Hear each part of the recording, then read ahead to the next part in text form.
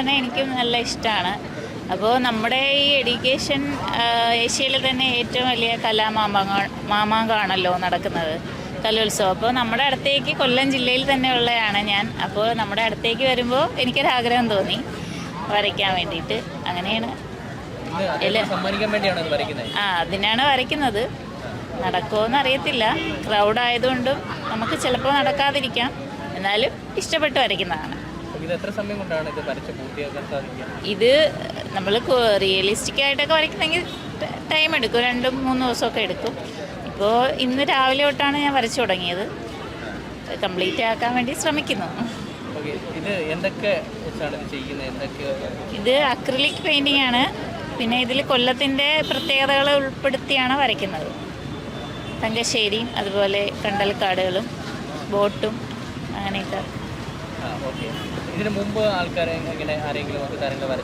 വരച്ചിട്ടുണ്ട്. CM-നെ വരച്ചു, നവകേരള സദസ്സിൽ കൊടുത്തായിരുന്നു കടയ്ക്കലിൽ വെച്ചിട്ട്. പിന്നെ ചടയമംഗലം നിയോജക മണ്ഡലത്തിൻ്റെത് കടയ്ക്കലാണ് വന്നത്, അപ്പോൾ അത് കൊടുത്തു. പിന്നെ അഭിഷാദ് ഗുരുവായൂരിന് കൊടുത്തിട്ടുണ്ട്, KR മീരയ്ക്ക് കൊടുത്തു.